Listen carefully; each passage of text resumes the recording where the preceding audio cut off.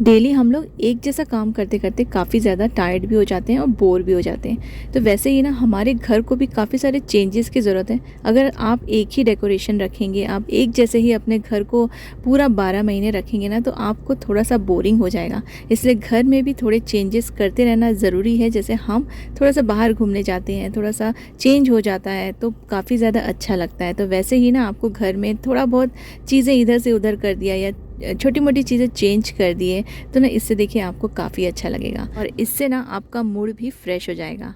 Hello guys, नमस्ते and welcome back.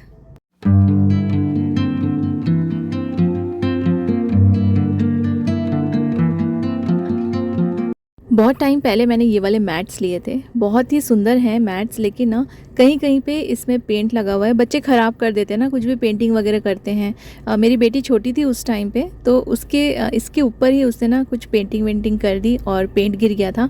तो कई सारे इसमें या तो पेन के मार्क्स हैं या फिर पेंट के मार्क्स हैं, इसलिए मैंने इसे यूज़ करना बंद कर दिया था और ऐसे ही रख दिया था। मोस्टली चीज़ें ना एकदम से नहीं फेंकती हूँ, क्योंकि कभी ना कभी वो ज़रूर काम में आती है। तो एक साइड से ख़राब है, लेकिन जो बैक साइड है वहाँ से ये ठीक है और ये दोनों साइड से यूज़ किया जा सकता है। और ऐसे मेरे पास ये 4 पीसेस है, तो इनको ना मैं बीच बीच में से स्टिच कर दूंगी, छोटी छोटी सी स्टिच लगा दूंगी। बहुत ज़्यादा स्टिचिंग नहीं करना है, तो मैं इसको हाथ से ही स्टिच कर लूँगी और इसको फिर ना मैं रनर की तरह अपने टेबल पे यूज़ कर सकती हूँ। काफ़ी ब्राइट कलर है, रेड कलर है, हार्ट शेप है और मेरा जो टेबल है बिल्कुल प्लेन ब्राउन है, तो उसके ऊपर ना ये बहुत सुंदर लगेगा। आप देखिए मैं इसे बिछाती हूँ, कैसा लगता है मुझे ज़रूर कमेंट करके बताइएगा।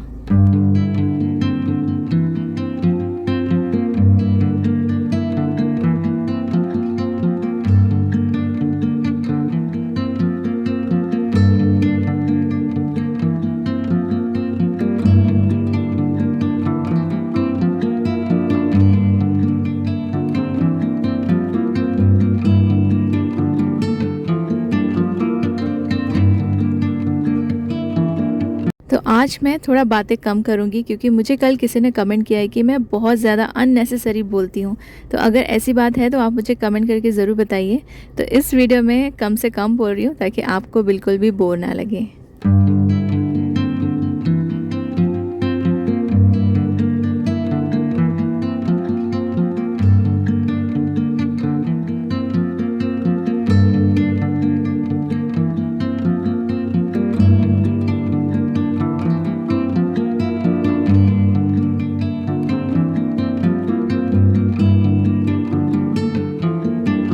मेरे पास कुछ ना स्पेक्स के बॉक्सेस रखे थे और एक मेरे पास ये पेन होल्डर भी रखा हुआ है। तो पेन तो हम लोग ने यूज़ कर लिया, लेकिन इसका जो बॉक्स है ना काफ़ी अच्छा है, ट्रांसपेरेंट है और इसमें आप कुछ भी रखेंगे तो अच्छे से दिखेगा, सुंदर भी लगेगा। तो इसको भी मैं कहीं ना कहीं आज यूज़ करने वाली हूँ। तो जो पेन का बॉक्स है उसमें मैं रख दूँगी अपनी बेटी का नेकलेस। उसको ये गिफ्ट में मिला था उसकी मौसी की तरफ से और ये उसे बहुत ज़्यादा पसंद है, तो बहुत ही अच्छे से उसे रखना पसंद है। तो उसने मुझे बोला कि मम्मी मेरे लिए एक मुझे बॉक्स चाहिए जिसमें मैं ये इसको अच्छे से रख सकूं और ये ख़राब ना हो। तो ये वाला बॉक्स मैं रख रही हूँ अपनी बेटी के ये नेकलेस के लिए और इसमें ना ये ट्रांसपेरेंट है तो दिखेगा भी और ये बहुत ज़्यादा सुंदर भी लग रहा है। तो किसी ना किसी तरह हमें ना ये चीज़ें यूटिलाइज़ कर लेनी चाहिए।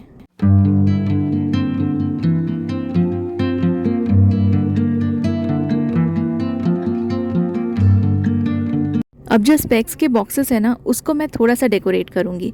जो मेरे पास पुरानी कुछ नेकलेस रखी थी वो टूट गई थी, तो ये जो चीज़ें हैं ना इसको भी मैं रख देती हूँ। सुंदर सुंदर से नेकलेस रहते हैं, कभी ईयरिंग्स रहती हैं, ये टूट जाती हैं, तो इनको आप कोई भी चीज़ सजाने के लिए, डेकोरेशन के लिए यूज़ कर सकते हैं। तो ये बहुत ही सुंदर सा एक बॉक्स रेडी हो जाएगा जिसको मैं as a decor piece use करूँगी और अपने लिविंग रूम में कहीं भी इसे रैक में मैं रख दूँगी, तो ये बहुत ज़्यादा सुंदर लगेगा।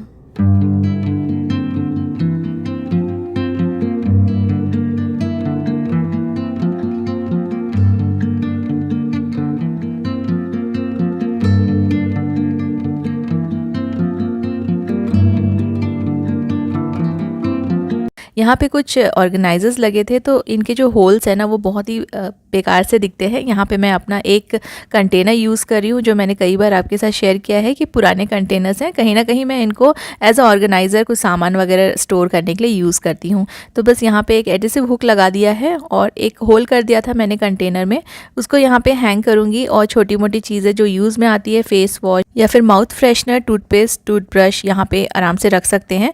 और ये काफ़ी स्ट्रॉन्ग एडिसिव हुक्स हैं ये इतने भारी सामान से ये नहीं गिरते हैं, आराम से ये इसको होल्ड करके रखेगा।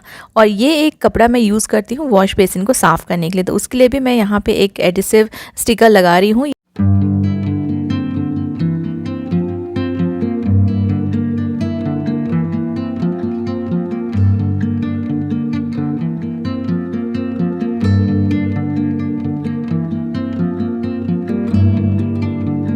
तो यहाँ पे मैंने लगा दिया है ये एडिसिव स्टिकर, और इसमें मैं बाइंडर क्लिप की हेल्प से ये जो टॉवल मैं यूज़ करती हूँ, पुराना टॉवल है, इसको मैं वॉश बेसिन को क्लीन करने के लिए यूज़ करती हूँ। तो मैंने इसको नीचे हैंग कर दिया है वॉश बेसिन के ऊपर, से दिखेगा भी नहीं। तो यहाँ पे मैंने ब्रूम भी हैंग करके रखा है। एक वाइट रैक मैं यहाँ पे रख रही हूँ सो डैट यहाँ पे मैं कुछ क्लीनिंग के जो चीज़ें होती है वो मैं यहाँ पे रख सकूँ, जैसे हार्पिक या फिर शैम्पू वगैरह और जो डिटर्जेंट वगैरह होते हैं वो मैंने यहाँ पे रख दिया है। तो नीचे रखा है तो ये थोड़ा सा हिडन रहेगा, एकदम से दिखाई नहीं देगा।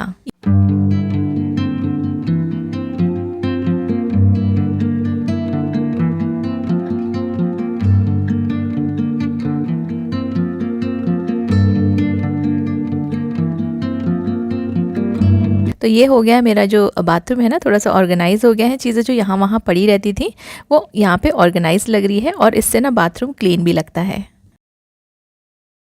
बहुत पहले मैंने ये टब होल्डर लिया हुआ था, तो इसका भी जो एडिसिव जो पीछे का जो पोर्शन होता है ना वो निकल गया है, और मैंने इसके पीछे भी जो स्ट्रॉन्ग डबल टेप आता है वो लगा दिया है। और यहाँ पे इजीली जो बड़े बड़े जो टब्स होते हैं उसको हैंग कर सकते हैं, क्योंकि ये टब ना नीचे बहुत ज़्यादा स्पेस ले लेते हैं, और जो नीचे का जो फ्लोर है ना वो उसका स्पेस बहुत भरा भरा लगता है।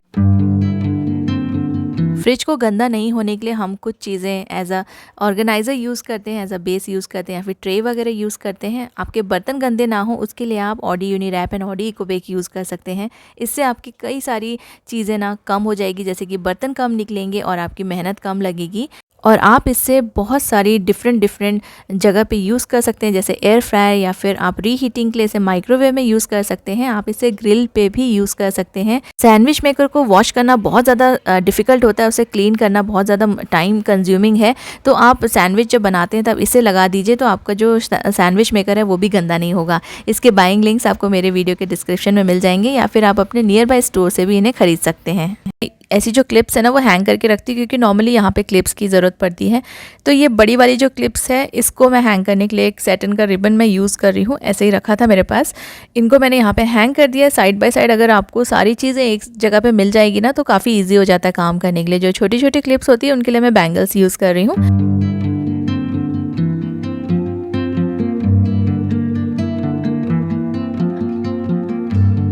तो जहाँ हम काम करते हैं उससे रिलेटेड सारी चीज़ें अगर उसी जगह पे रहेगी तो आपके जो मूवमेंट्स हैं वो कम होंगे, और आप कम टायर्ड होंगे, तो और आसानी भी हो जाती है।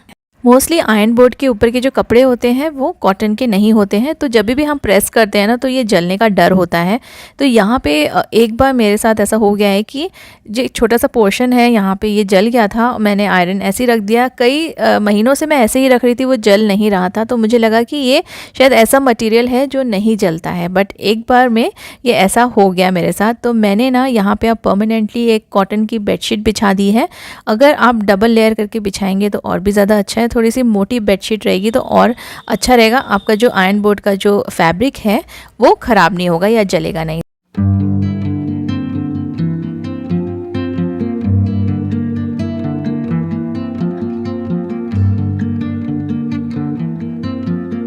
और ये एक मैंने अपने किचन से हॉट पैड ले लिया है, और यहाँ पे जब भी मैं प्रेस करती हूँ ना तो आयरन को मैं यहाँ पे रख देती हूँ।